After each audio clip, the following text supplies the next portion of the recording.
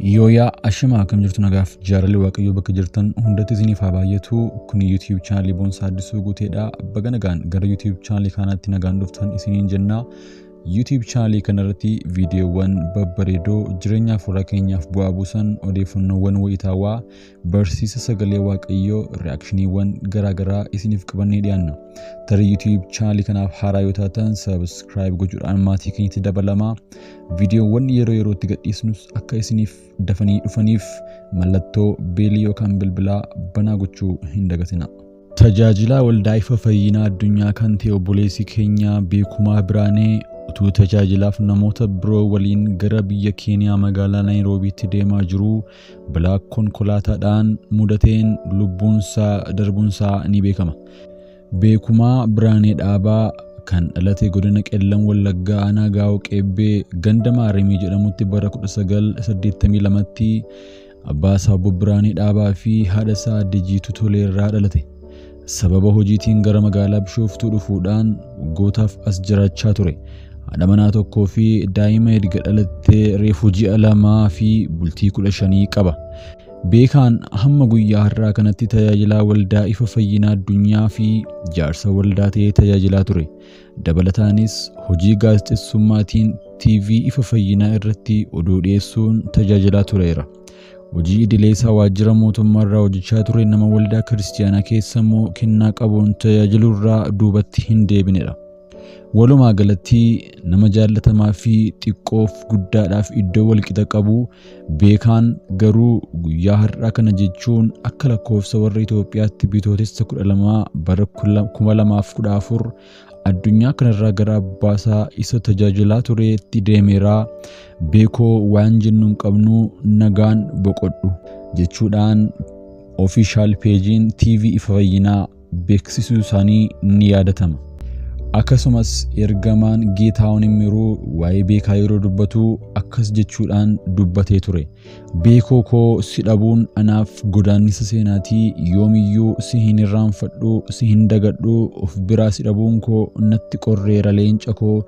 Ati goota wangeelaatii gara abbaa kee isa bara baraa deemtee waa'een jireenya bara baraa siif galeera, nagaan boqodhu.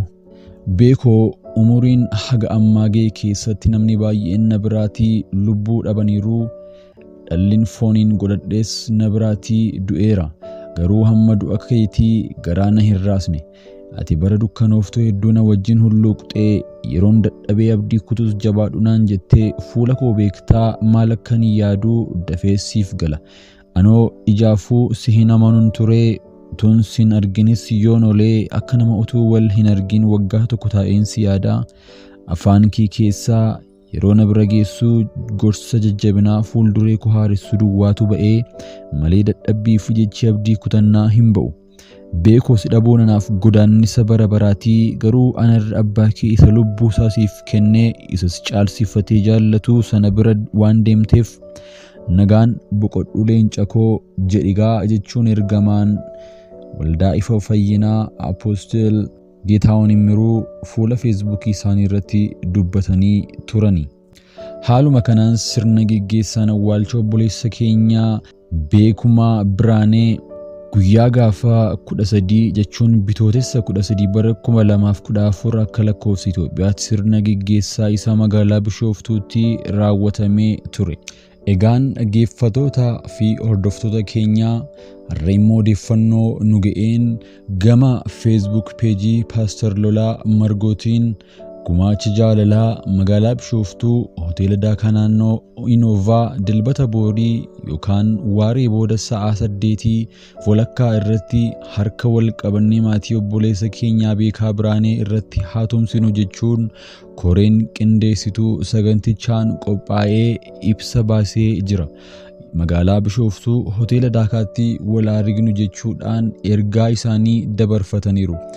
Egaan dhaggeeffattootaa fi hordoftoota YouTube channel keenyaa obboleessa keenyaa utuu wangeela tajaajiluu lubbuun isaa darbe kanaaf maatii isaa dabalatee mucaa isaa reefu ji'a 2 guutuu akkasumas haadha manaa isaa deeggaruuf warri fedhii qabdan Facebook page Pastor Lolaa Margoo Oracle TV jedhu quunnamuu dandeessu. Akkasumas waldaa ifa fayyinaatti argamuudhaan deeggarsa keessan isaaf gochuu dandeessu isiniin jennaa. Firoota maatii hiriyootaa fi michoowwan isaa hundumaaf jajjabina hawwina.